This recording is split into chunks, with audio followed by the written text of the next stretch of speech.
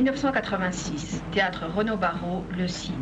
Jean Marais, 72 ans, interprète Don Diègue.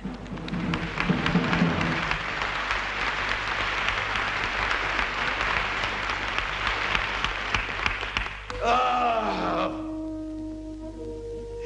cruel souvenir de ma gloire passée. Œuvre de tant de jours, en un jour effacé.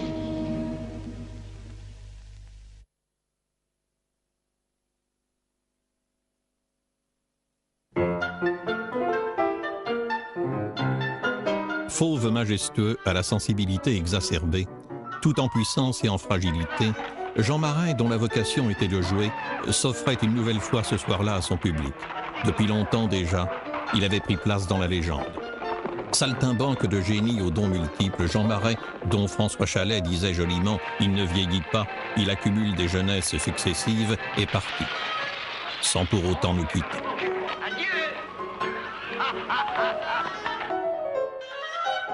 Nous reste l'image d'un homme chaleureux, courageux, fier, indépendant, qui avait besoin de solitude comme d'autres de soleil et qui, lorsque par aventure il se retrouvait seul avec lui-même, se demandait sans doute pourquoi sa vie n'était somme toute qu'une suite de bonheur et de chance. Une injustice permanente, plaisantait-il.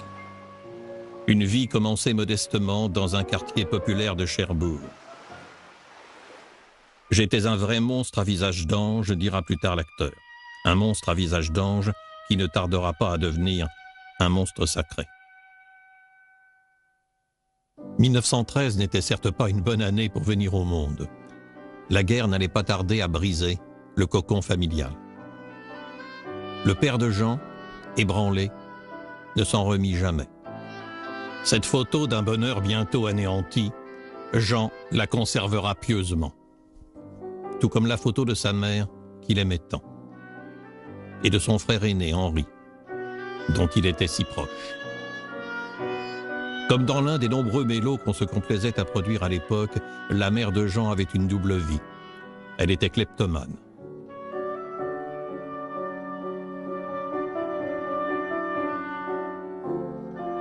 Ainsi qu'on peut le voir, cette singularité n'empêcha pas l'enfant terrible de grandir. Il était bagarreur, hâbleur et pour tout dire, difficile. Adolescent, déjà passionné de cinéma, il s'enflammait aux exploits de Pearl White qui le fascinaient.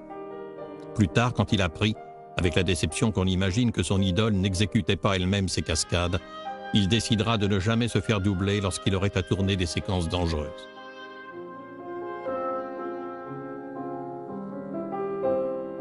On prétend que l'enfant terrible aux traits d'Adonis se garda bien jusqu'à son 85e anniversaire de discerner fiction et réalité, et qu'ainsi, il n'entendit point siffler la fin de la récréation, mais, comme il aimait à le dire, il faut s'accepter tel qu'on vous croit.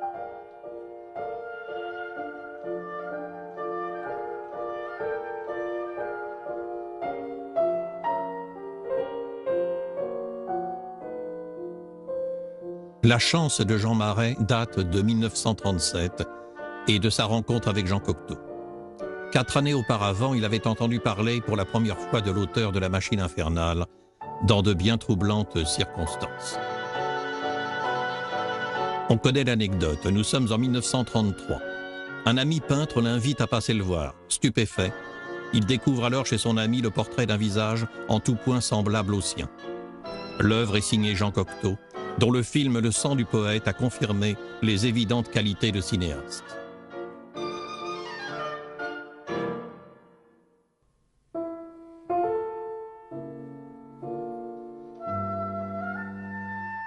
Depuis ce jour, Jean Marais, qui ignorait tout de Jean Cocteau, s'était bien promis de faire sa connaissance. Bien lui en prie, car, qui pourrait encore l'ignorer, l'ascendant spirituel du poète façonnera pour l'éternité l'immensité de l'acteur, jusqu'à en faire un mythe.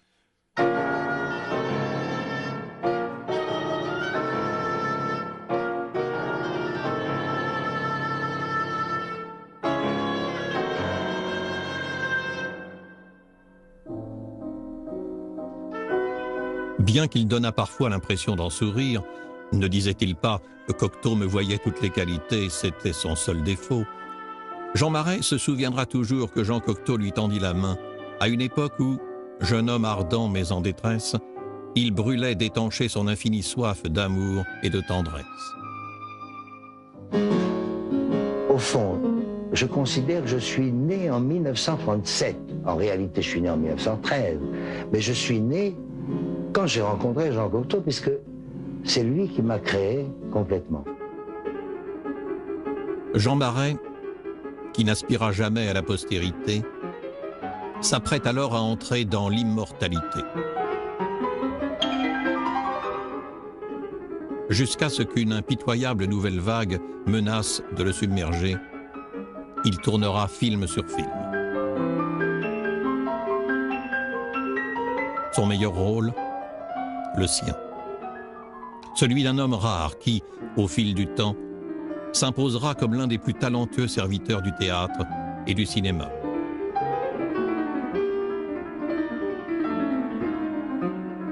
Seul ou presque, Jean Cocteau savait que celui qu'on surnommait le prince des comédiens allait devenir le roi. Pendant longtemps, j'ai lutté contre lui, ce qui lui faisait de la peine. Quand j'y repense, je m'en veux beaucoup. J'avais peur, en me laissant diriger par Cocteau, de devenir une espèce de mécanisme de Cocteau, de pion de Cocteau, et de ne plus savoir rien faire par moi-même. Et j'ai lutté contre ses indications. Et un jour, je lui ai dit, maintenant je me sens assez fort pour me laisser diriger par toi. Tous les films que j'ai tournés avec Cocteau m'ont marqué. Jean Cocteau disait que dans l'histoire de la littérature, il n'y avait que deux grands romans d'amour, c'était Roméo et Juliette et Tristan et Isolde. Et il m'a proposé d'écrire un Tristan et Isolde moderne, qui était L'Éternel Retour. Et du jour au lendemain, ça a été extraordinaire parce que j'avais proposition sur proposition. Ça a été ma chance, ce film. L'Éternel Retour, c'est son premier grand rôle. Disons même c'est son premier rôle. Et ça lui a collé à la peau parce que c'était pendant la guerre. Moi, je n'étais pas là, mais c'était pendant la guerre. Il paraît que ça avait fait un triomphe. Il portait un pull jacquard et que tous les garçons de l'époque ont porté un pull jacquard. C'était la beauté sur terre. Il faut dire la vérité, c'était une statue grecque. Il était très très beau. Ça, il n'a jamais compris qu'on puisse se trouver beau. Il était vraiment sincère. Hein. Non, il disait, j'ai quand même une certaine gueule, bien sûr, mais vous pas beau. Parce que pour lui, à cause de son âge, il avait presque la définition romantique de la génération d'acteurs d'avant lui, où ils ressemblaient tous un peu à Charles Boyer. Je dirais qu'avec Jean-Pierre Aumont, Jean a été un des premiers jeunes premiers authentiques. Ils avaient l'âge du rôle. Ce qui était vraiment absolument une révolution. Alors ce qui impliquait aussi que l'on invente des films qui ne soient pas l'éternel roman d'amour où la jeune première, qui n'était pas jeune première, se tue à la fin. Il fallait inventer un autre cinéma. J'ai un très beau souvenir de lui, le tout premier, quand j'avais 17 ans et que tout à coup j'ai vu apparaître ce Dieu vivant. Pour moi, c'était un Dieu vivant, parce que je suis d'une famille qui n'avait pas beaucoup d'argent et je me souviens qu'à Noël, tout de suite après la guerre, mon cadeau de Noël qu'avait pu me faire ma mère, c'était 2 oranges et m'amener voir La Belle et la Bête au cinéma. C'était mon cadeau de Noël, ça. Donc j'ai ce souvenir. Et tout à coup, je vois arriver le prince devant moi. Ça, c'est mon plus beau souvenir. Attends, Ludovic, ne me lâche pas encore. Tu me lâcheras quand je te le dirai.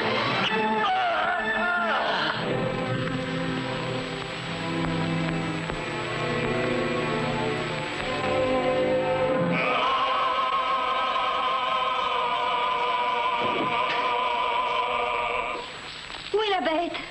Cocteau, c'était son premier grand film. C'était à la Libération. Mais il s'était bien entouré. Il y avait René Clément qui était premier assistant, il y avait Georges Auric qui avait fait la musique, Bérard qui avait fait les costumes. Et pour l'anecdote, les costumes, à l'époque, Bérard, c'est Dior qui faisait les costumes, c'est Pierre Cardin qui cousait les costumes.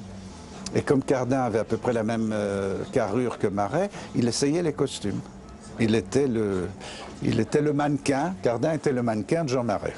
C'était très douloureux pour lui parce qu'il a fait une allergie tous les poils qu'on lui mettait sur le visage. Et bizarrement, Cocteau, au même moment, a fait une allergie aussi. Par amour. J'ai réussi en ce sens que j'ai presque toujours fait ce que j'avais envie de faire, écrira Jean Marais. Consacré en 1943 par l'Éternel Retour, notre futur jeune premier avait toutes les raisons de se montrer confiant dans son avenir. Déjà, l'auteur d'Orphée en parlera plus tard, il court plus vite que son âge. Sans s'éloigner pour autant du théâtre qu'il ne cessera sa vie durant de servir sans jamais se servir, Jean Marais se donne alors corps et âme au 7e art, idolâtré par un Jean Cocteau dont la réputation est de donner des forces à ceux qui l'aiment.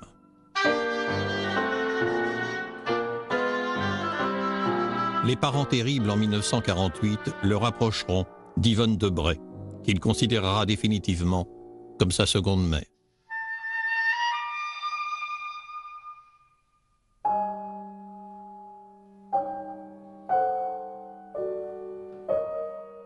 Les Parents terribles. Quand j'ai créé Le Fils en 1938, j'ai dit à Jean Cocteau que quand je serai plus âgé, je jouerai le père. Et il était d'accord. Ah, ça, c'est le film. Et ah, ça, c'est extraordinaire. À l'époque, il y avait des magazines comme ça qui étaient des romans, films faits avec les photos du film. Je ne sais pas si ça existe encore, mais c'était fantastique. C'est extraordinaire. Mais c'était des époques vraiment très intéressantes parce que, par exemple, un film, à la première d'un film, on distribuait aux invités, aux spectateurs, des très beaux fascicules, comme ceux-là pour La Belle et la Bête. Hein, alors, c'était vraiment très élégant et très joli. Une photo comme celle-ci, je trouve ça un chef-d'œuvre. C'est une photo fantastique, où il y a l'œil, uniquement l'œil de Mila Parelli. Mila Parelli, j'ai failli l'épouser, étant plus jeune. On est restés très, très grands amis. L'année précédente, au théâtre comme au cinéma, L'Aigle à deux têtes, dont chaque phrase sonne comme une parabole amoureuse, un film d'une élégance aussi vraie que raffinée, écrira la vedette, avait défrayé la chronique. Frédéric. Venez, mon chéri.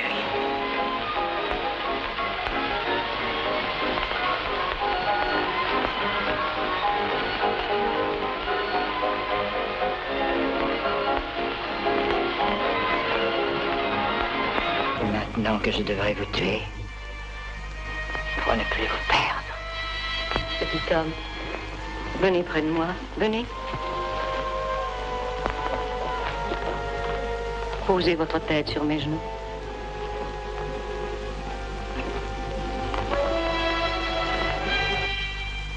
Ils étaient le rêve d'un dormeur qui dort si profondément qu'il ne sait même pas qu'il les rêve. C'est un texte magnifique où je ne voudrais pas interpréter Cocteau à mon seul usage, où à travers un argument prétendu historique, il n'y a que les deux êtres qui au premier coup d'œil se sont reconnus et ne s'échapperont plus. Et quand on pense que les deux êtres c'était Jean Marais et Edwige Feuillère, c'était... Alors la pièce, peut-être pas absolument un chef-d'œuvre, mais elle était très théâtre, avec les costumes d'époque magnifiques, avec tout y était, hein, la confidente, le traître du répertoire, tout y était. Et puis alors il y avait ce pourquoi on se dérangeait, la chute de Jean, qui se laissait tomber sur le dos, sur un bon étage. Alors, on entendait sa tête qui cognait à chaque marche, absolument, c'était pas truqué. Tous les soirs, tous les soirs, tous les soirs, tous les soirs. Ça, c'était du théâtre.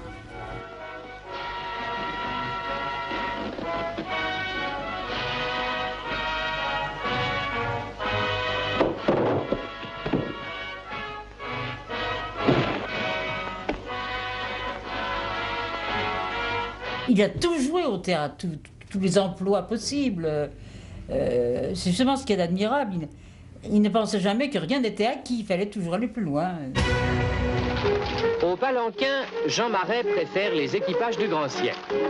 Les prises de vue du Masque de fer, le dernier film qu'il a tourné sous la direction d'Henri Decoing, illustrent bien le parti pris qu'a Jean Marais de jouer le jeu dans ses moindres détails, puisqu'il refuse de se faire doubler par des cascadeurs professionnels. D'Artagnan a eu bien des interprètes, mais à travers le héros d'Alexandre Dumas, Jean Marais a créé un personnage de cape et d'épée qui, à l'instar de Fanfan la Tulipe, ignore les dangers et les risques pour ne croire qu'à la fantaisie. Mais c'était peut-être là le vrai caractère du seigneur de Batz, gentilhomme gascon et officier de fortune. Si j'accepte de prendre des risques, c'est d'abord parce que ça m'amuse et ensuite parce que si on accepte un rôle où il y a des risques, il est normal de les prendre.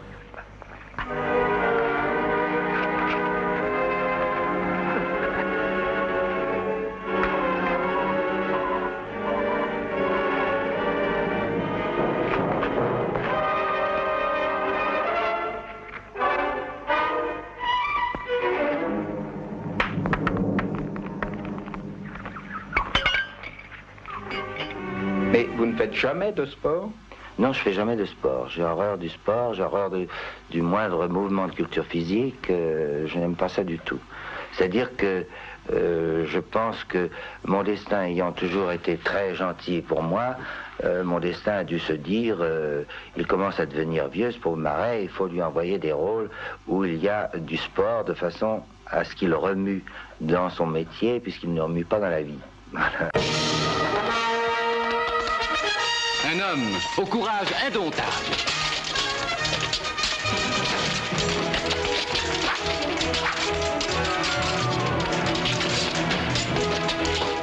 L'homme d'une seule parole. Vous n'avez pas le droit de condamner votre roi sans écouter sa défense. Oh, assez! Est-ce votre roi qui vous a donné l'ordre de vous rendre à notre assemblée pour tenter de nous rallier à sa cause? Que reprochez-vous au roi? D'être encore très jeune. De lutter seul contre tous. Le capitaine, volant au secours de son roi en danger.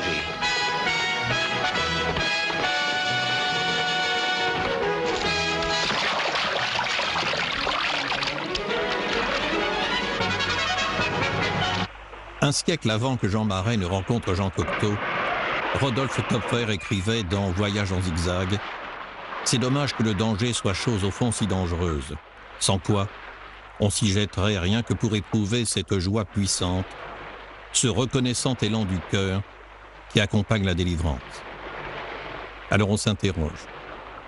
En prenant tous les risques, toute sa vie, en toutes circonstances, flirtant avec l'amour comme avec la mort, Jean Marais ne sollicitait-il pas tout simplement en permanence les élans d'un cœur qui ne demandait qu'à battre plus fort que les autres, jusqu'à la délivrance qui, le rassurant, apaisait son angoisse? N'affirmait-il pas « Il fait toujours bon d'obéir à son cœur, c'est un signe de vie ». Avant d'ajouter faussement désinvolte, je n'ai pas peur de la mort, au contraire. J'aimerais bien me voir mourir pour savoir si j'ai bien joué toutes mes morts à l'écran. Je ne m'entraîne pas et en général je ne répète pas non plus. Tout ce qui est dangereux, je ne répète pas.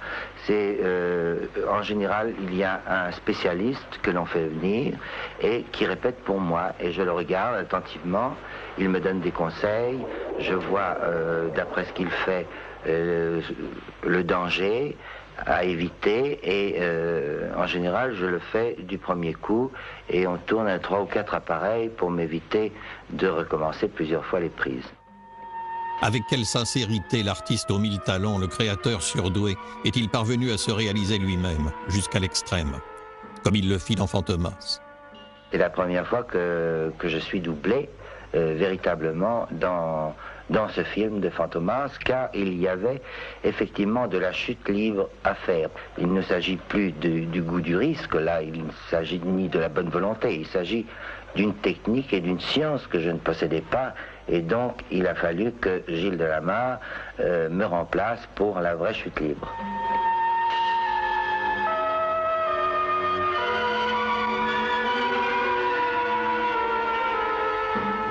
Le crochet est ici. Bon, très bien.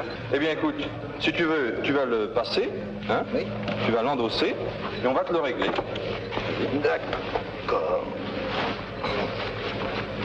Très bien.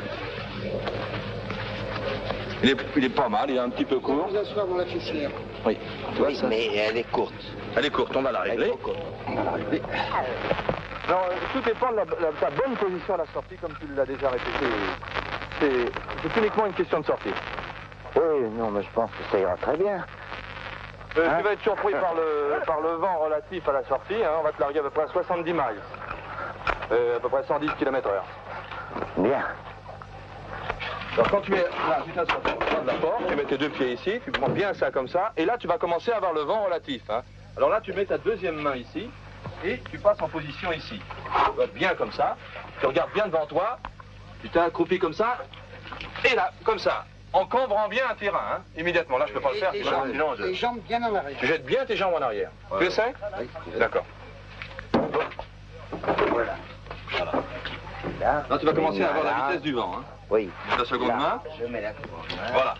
Bien comme ça. Et tu pousses des bras et des jambes.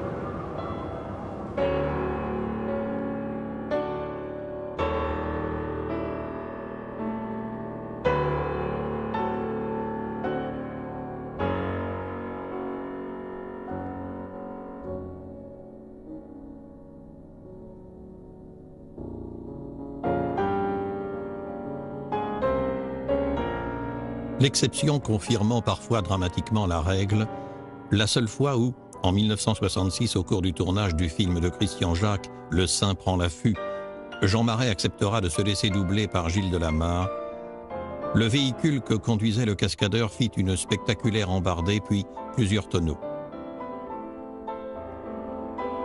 Gilles Delamarre, qui jusqu'à ce jour fatal avait triomphé de centaines de situations beaucoup plus dangereuses, ne survécut point à ses blessures.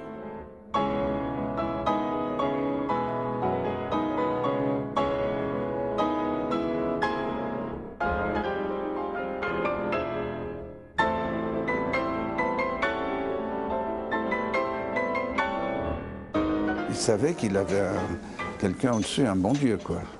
Parce que sinon, il n'aurait pas pris tous les risques. Hein. Pas pris tous les risques. Et donc, il se croyait donc... invulnérable. Quand Cocteau est mort, il a dit « Je vais faire semblant de continuer à vivre ». Et je crois qu'à partir de ce moment-là, il a été plus fragile. Tant qu'il y a eu Cocteau, là, il était vraiment un chevalier qui combattait les dragons. Après, il était plus fragile. Un souvenir, si tu n'étais pour moi qu'un souvenir, qu'un souvenir, qu'un souvenir, mon cœur ne me ferait pas tant souffrir. C'était un exemple extraordinaire pour moi. J'essayais de lui ressembler. On ne peut pas lui ressembler parce qu'il est à des hauteurs qu'on ne peut jamais atteindre. Mais en essayant de s'élever à son niveau, on restait un peu moins bas qu'on serait resté normalement. Je n'ai jamais rien fait dans ma vie sans penser qu'il soit là ou qu'il ne soit pas là, sans penser qu'en penserait Jean. Qu'est-ce qu'il dirait? Est-ce qu'il approuverait? Est-ce qu'il serait content? Est-ce qu'il serait fier de moi? Et pour moi, il n'est pas mort, parce que je continuerai à penser à son jugement et il continuera à me diriger. Oh, c'était vraiment... Moi je n'ai pas connu Cocteau, hein. Mais d'après quand Jean racontait, parce qu'il ne se passait pas un jour sans qu'il ne parle pas de Cocteau. Toujours. Il y avait toujours quelque chose qui le ramenait à Cocteau. Voilà. C'est vrai que ça a été quelque chose sûrement de profond. Voilà. Tout tournait un petit peu toujours autour de cet univers de Jean Cocteau, de son œuvre. Et lui-même en était imprégné. Il jouait toujours du Cocteau, même quand il jouait tout à fait autre chose. Moi, je ne suis pas du tout une professionnelle, mais du tout. Mais j'adore le théâtre. J'ai le mal rouge et or, comme disait Cocteau, ce qu'on peut trouver plus joli. Et comme Cocteau, j'ai connu les jeudis après-midi au Châtelet, où on se disait, mon Dieu, est-ce qu'on nous laissera rentrer? Ah, ça y est, on rentre. Donc il y avait ça qui nous unissait beaucoup. Je n'étais pas une professionnelle, j'étais le bon public. Et puis en plus, j'avais comme lui ce goût du théâtre. Alors on avait toujours des choses à se raconter. Je lui disais, ça me faisait toujours rire, tu sais, vous m'avez imposé des drôles de charges, toi et Jean Cocteau. Il fallait être, Dieu merci, c'était dans mon quartier, rue de la Gaîté, pour applaudir Bacchus, parce qu'il avait été un petit peu éreinté par un grand auteur, mais il fallait te soutenir toi au français, parce que tu te faisais emboîter tous les soirs, parce que, premièrement, tu jouais en vrai costume, c'est-à-dire ta tunique ici, bon, avec, et ton petit manteau, c'était déjà prodigieux.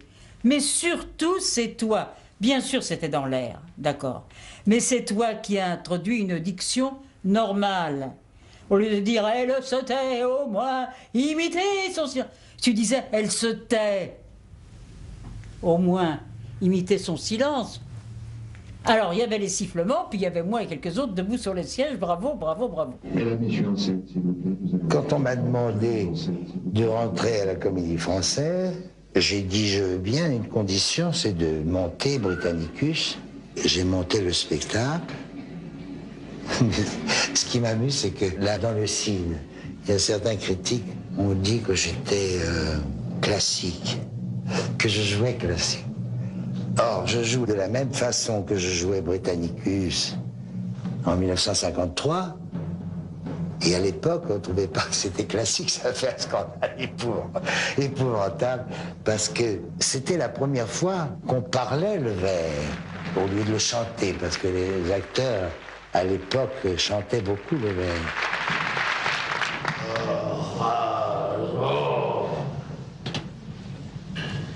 Désespoir. Ah, vieillesse ennemie. N'ai-je longtemps vécu que pour cette infamie? Et ne suis-je blanchi dans les travaux guerriers que pour voir en un jour flétrir tant de lauriers?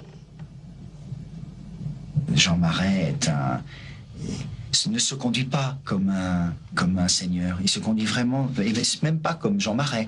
Nous, ça nous émeut parce que Jean Marais, on l'a vu dans les films, le Capitan, le Bossu, enfin tous les films de Cocteau et tout. Alors le voir en chair et en os, des fois, avec les acteurs de la pièce, on a l'impression qu'on est nous-mêmes spectateurs de quelque chose qui se passe et on oublie complètement qu'on est en train de jouer. Pendant les répétitions, il y a des moments où on s'arrêtait, on ne savait même plus que c'était à nous. Ma douleur bien doux.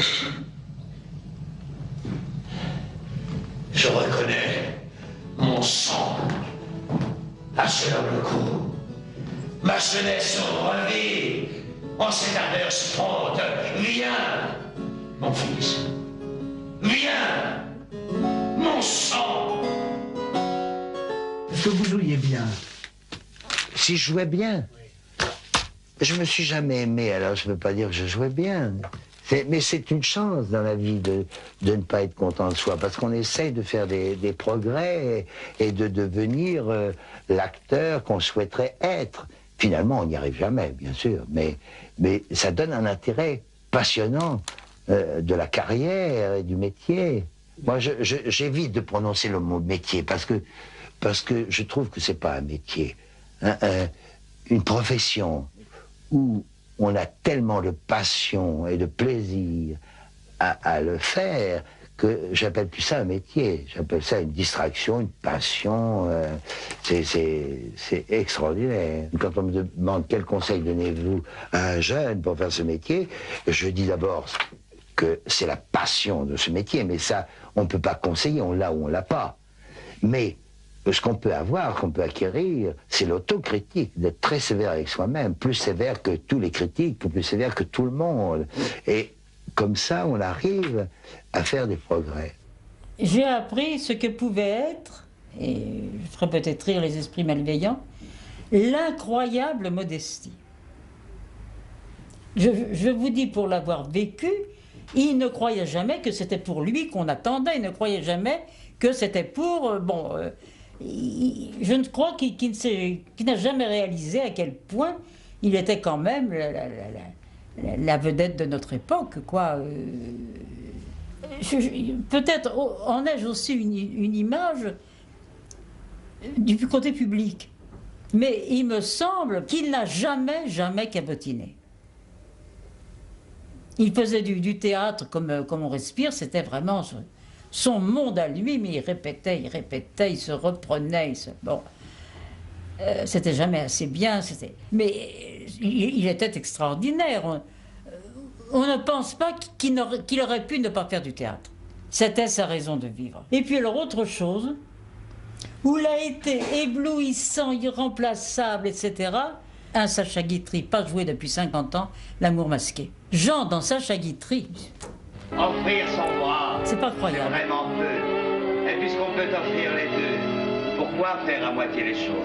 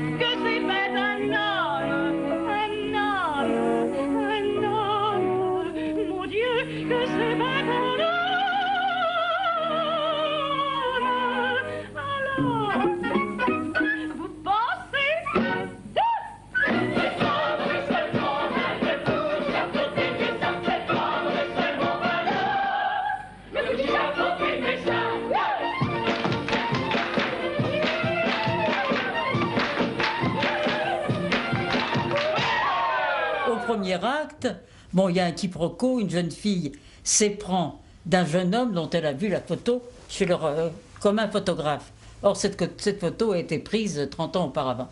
Alors, elle finit par joindre, téléphoner au monsieur, il arrive, et elle dit « Oh mon Dieu, c'est son père, vous voyez, bon, etc. » Et à la fin de l'acte, l'acteur, qui était donc Jean Marais, revient sur ses pas, prend la photo qu'avait achetée la gamine, la regarde et dit « C'est vrai que j'étais bien lorsque j'avais 20 ans. » Rideau. Un tonnerre d'applaudissements. Et Jean me disant, j'y venais une fois par semaine, enfin, qu'est-ce qu'ils ont à applaudir comme ça après le 1? Jamais j'ai entendu applaudir comme ça. C'est mais tu vois pas que c'est toi qu'ils applaudissent. Et eux, parce que leurs 20 ans, c'était les tiens. C'était ton tricot jacquard, l'éternel retour, c'était... C'est encore toi. Mais ils vont prendre ton parti, oui. Mais on ne peut pas imaginer la modestie qu'il avait, tout au moins avec moi, je ne sais pas comment il était, avec ses collègues acteurs, mais la modestie professionnelle qu'il avait, puis cette crainte de ne pas faire assez bien, mais c'est pas possible, une hantise de travailler, de toujours faire mieux. Il a toujours été d'une conscience, mais pour la moindre des choses, c'était du vrai. Il pouvait tout jouer, il l'a prouvé. Vous pensée.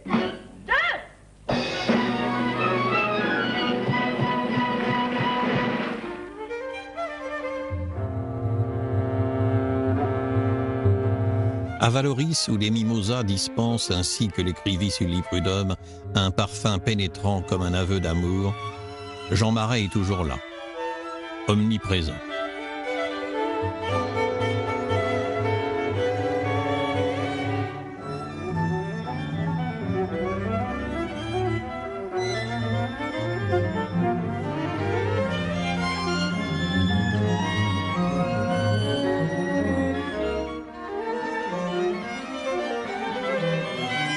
Dans le jardin de sa magnifique propriété, désormais endormie, on peut marcher sur ses pas.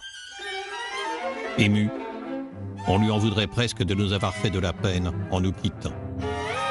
Pendant 15 ans, j'ai pas tourné, et alors les gens me disaient alors tu tournes plus? Je dis si, je tourne, mais la terre. Voilà. Il n'y a que 12 ans que je fais de la poterie. C'est-à-dire quand j'ai fait construire ma maison, comme j'étais dans le Midi, pas loin de Valoris, j'ai décidé que j'allais m'amuser à faire de la poterie. Alors je suis allé à Valoris, j'ai été chez le marchand de terre et je lui ai dit je voudrais 200 kilos de terre. Alors il m'a regardé un peu étonné, il m'a dit mais je savais pas que vous faisiez de la poterie. J'ai dit j'en fais pas mais je commence demain.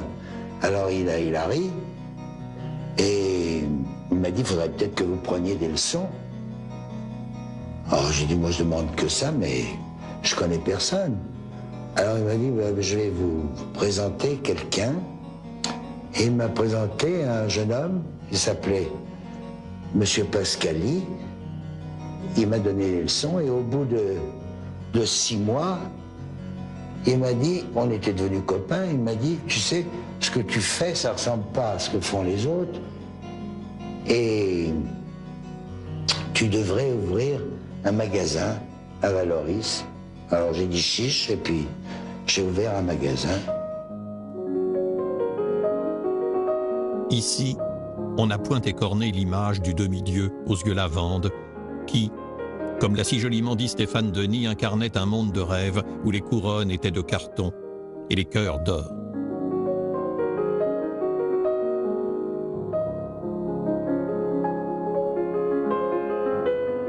À l'espace Marais, où l'on apprend à le mieux connaître, on pressent que l'enchanteur étincelait surtout d'une beauté intérieure, qu'il exprima dans ses œuvres avec tant de sincérité, d'authenticité, de sensibilité et de générosité, que ces qualités humaines contribuèrent à faire de lui un être hors du commun.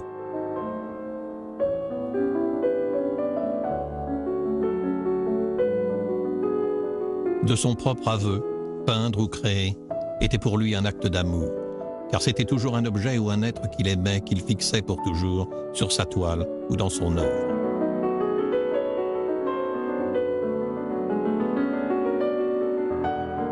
Il travaillait de ses mains, mais sa tête les conduisait moins que son cœur. Dans le silence de son atelier, on l'entendait parfois s'interroger tout haut. Pourquoi, se demandait-il, bien des gens font-ils l'impossible pour paraître beaux physiquement, alors qu'il est au pouvoir de tous de l'être moralement, et que personne n'accomplit cet effort. L'on comprend bien ici pourquoi Jean Cocteau disait de Jean Marais qu'il était son soleil et que le feu brûlait dans son âme.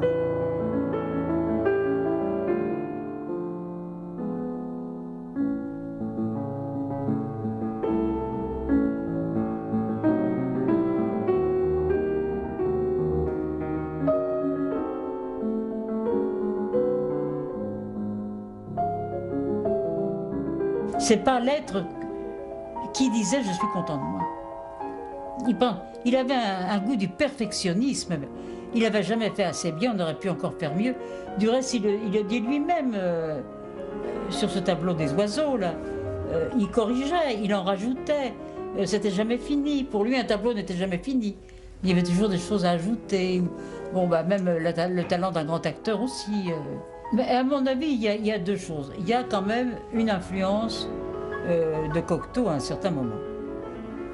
Ça, c'est pour le dessin à l'encre, où il y a un trait très net à la Cocteau. Dans le reste, dans tous ces paysages en particulier, et dans toutes ses œuvres antérieures, c'est pas du tout une critique de ma part, au contraire, c'est de l'admiration. Il y a quand même toujours cet attachement à l'enfance. Il peignait des paysages un petit peu de rêve. Tout est toujours joli dans ce qu'il fait. Si vous regardez bien les dessins de Jean Marais et ses poteries, c'est une âme d'enfant. Il avait tous les talents. Il pouvait dessiner, il pouvait écrire, il pouvait peindre. Il avait tous les talents, ce garçon.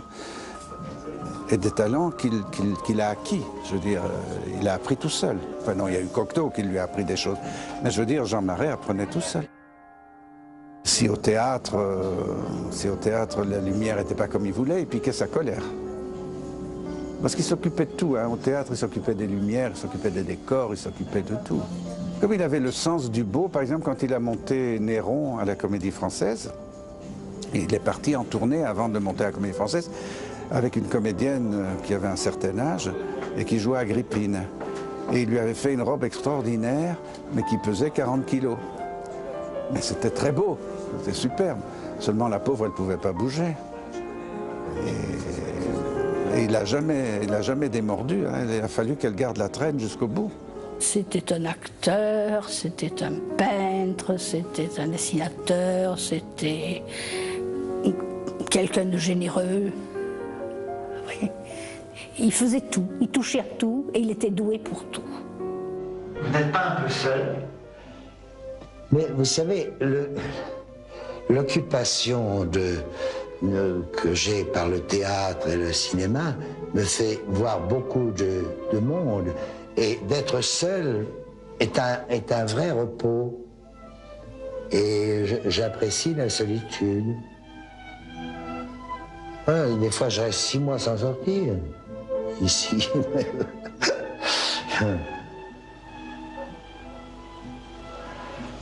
Donc Paris ne vous manque pas, toute cette vie que vous avez vécue à Paris? Rien ne me manque jamais. Il n'y a que des êtres qui me manquent, des êtres que j'ai perdus. Mais autrement, rien ne me manque. C'était tout de même un solitaire. Et il aimait beaucoup qu'on ne le dérange pas. Et à Valoris, son atelier de peinture, sculpture, poterie était au rez-de-chaussée par le jardin et au sous-sol par la maison. Et il y passait vraiment ses journées, seul. Pour moi, il était devenu comme mon frère, comme mon père, et comme quelqu'un que j'avais toujours connu, qui faisait partie de la famille. Il aimait plus offrir qu'on lui offre. Mais pour offrir, il était généreux. Il vous offrait des choses qui... à la démesure. À la démesure. Et pour lui, qu'on lui offre, non, rien, rien lui faisait plaisir. Si vous lui disiez, ah, j'aime bien ce dessin de Bérard, eh bien, il vous donnait le dessin de Bérard. Ça, c'est sûr. Moi, j'ai à la maison un très, très, très joli vase qu'il avait acheté pour lui. Et puis je dis, oh, il est joli ce vase, il te plaît? Oui, ben, j'ai hérité du vase. Il me l'a donné tout de suite. Il était d'une générosité dans les cadeaux. Bon, il m'invitait à dîner, on dîne dans l'excellent restaurant italien tout près de chez lui. Et on m'appelle un taxi. On a passé une excellente soirée. Et je lui ai dit, bah, vite te coucher, mon grand, parce que tu commences tôt demain. Non, non, j'attends le taxi. Je dis, écoute, Jean, nous sommes au restaurant. Le taxi va arriver là. Qu'est-ce que tu veux qu'il m'arrive? Je t'ai dit que j'attends le taxi. Il me met dans le taxi, grosse bibise, etc. J'arrive ici. J'ai dit au taxi, monsieur, je vous dois combien? Monsieur Marais m'a payé largement. Il voulait simplement régler le taxi sans que je m'en aperçoive. C'est quand même des délicatesses qui n'ont plus tellement cours de nos jours.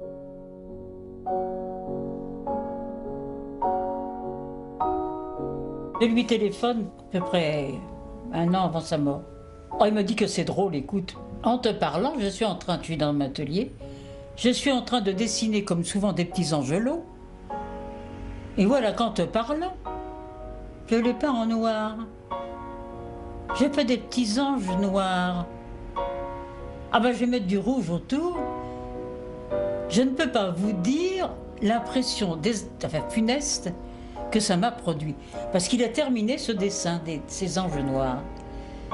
J'ai vraiment eu l'impression que c'était un mauvais présage, je suis pourtant pas superstitieuse.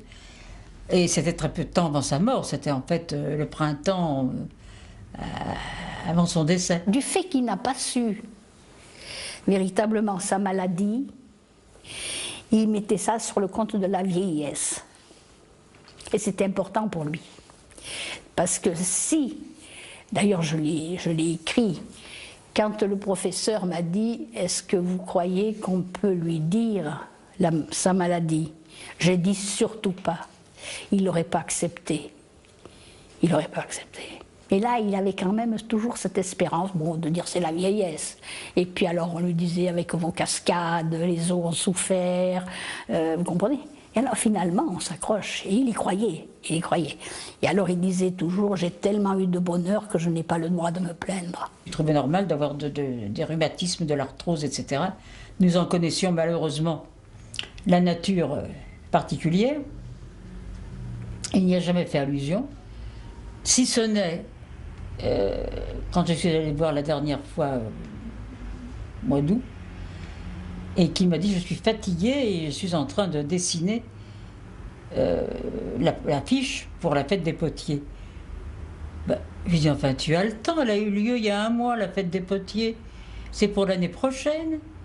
Pour la première fois, il m'a répondu l'année prochaine je ne serai plus là. Donc il faut que j'avance, il n'a pas eu le temps de la finir du reste.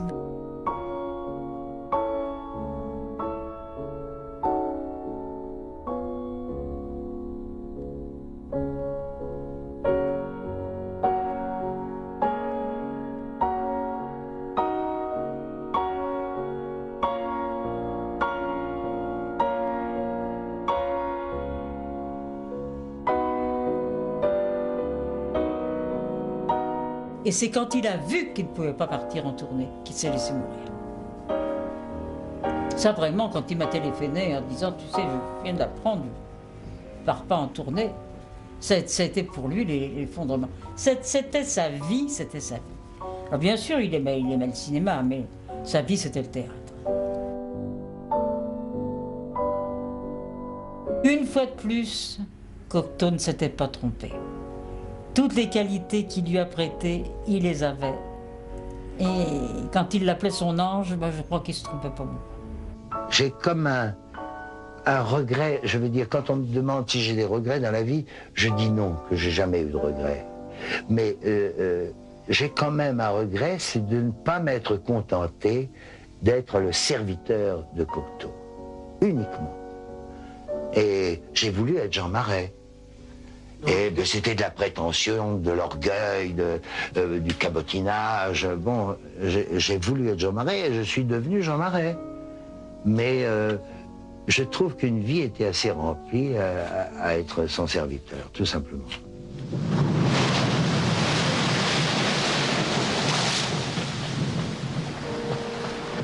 Jean Marais marchait la tête haute. Il pouvait. Car comme il le disait, la plus belle crème de beauté, c'est la bonne conscience. Il est un pays où l'on s'aime et où personne n'est méchant, où l'unique et grave problème est de savoir si un poème vaut mieux qu'un chant. C'est ce pays-là que j'habite avec mes amis. Seuls les incrédules l'évitent. On n'a pas besoin de permis pour être admis. Il suffit d'avouer qu'on rêve et qu'on ne viendra pas exprès pour déranger Adam et Ève. Pur comme avant, beau comme après, et vu de près,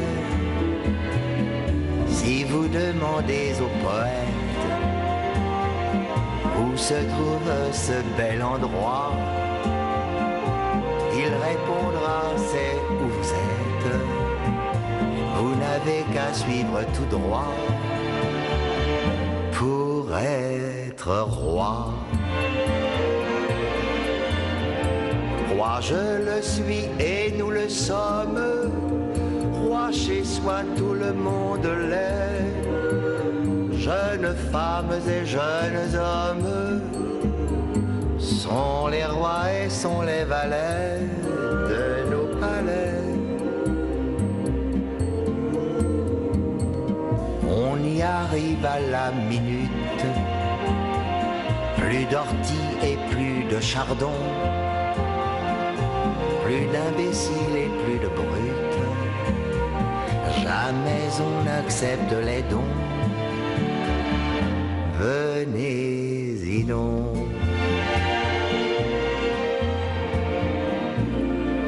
Vous dormiez, je vous réveille, descendez du train merveilleux. Et surtout, je vous le conseille, venez à deux.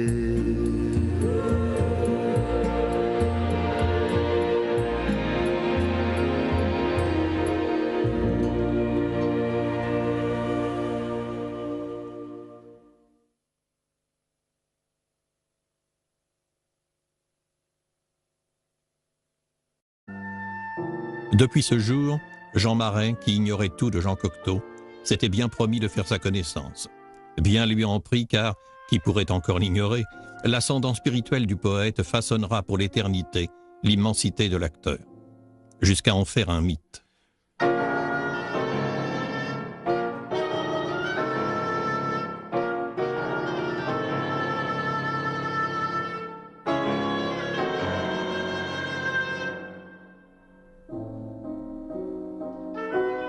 Bien qu'il donnât parfois l'impression d'en sourire, ne disait-il pas que Cocteau me voyait toutes les qualités, c'était son seul défaut. Jean Marais se souviendra toujours que Jean Cocteau lui tendit la main, à une époque où, jeune homme ardent mais en détresse, il brûlait d'étancher son infinie soif d'amour et de tendresse. Au fond, je considère que je suis né en 1937. En réalité, je suis né en 1913. Mais je suis né quand j'ai rencontré Jean Cocteau, puisque c'est lui qui m'a créé complètement.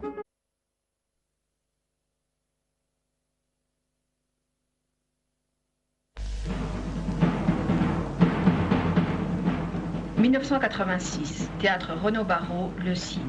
Jean Marais, 72 ans, interprète Don Diègue.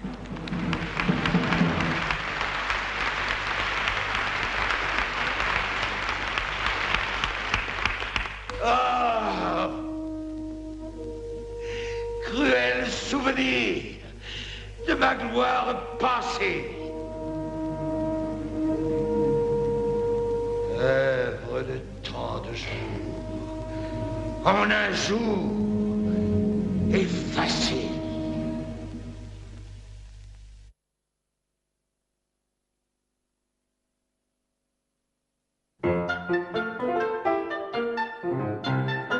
Fauve majestueux à la sensibilité exacerbée, tout en puissance et en fragilité, Jean Marais, dont la vocation était de jouer, s'offrait une nouvelle fois ce soir-là à son public. Depuis longtemps déjà, il avait pris place dans la bonne heure bientôt anéantie. Jean la conservera pieusement, tout comme la photo de sa mère qu'il aimait tant, et de son frère aîné Henri, dont il était si proche. Comme dans l'un des nombreux mélos qu'on se complaisait à produire à l'époque, la mère de Jean avait une double vie. Elle était kleptomane.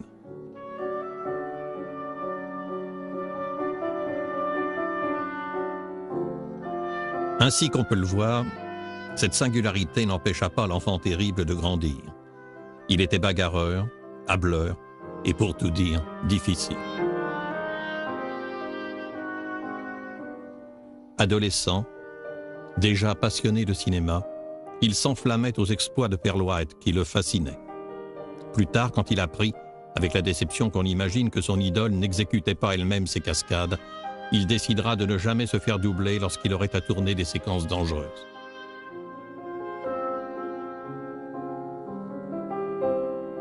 On prétend que l'enfant terrible aux traits d'Adonis se garda bien légende. Saltimbanque de génie aux dons multiples, Jean Marais, dont François Chalet disait joliment « Il ne vieillit pas, il accumule des jeunesses successives », est parti, sans pour autant nous quitter.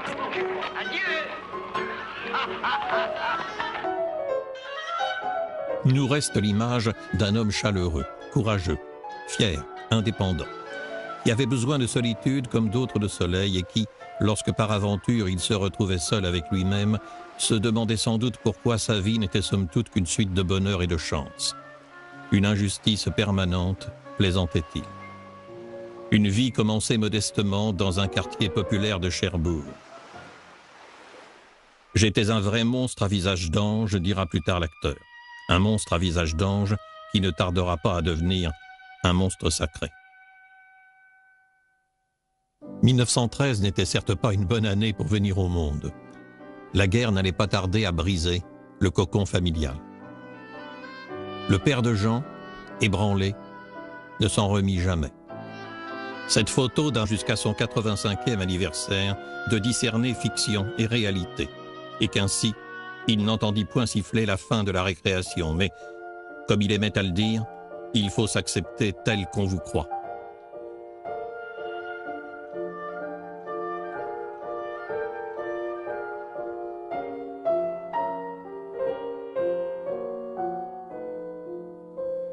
La chance de Jean Marais date de 1937 et de sa rencontre avec Jean Cocteau.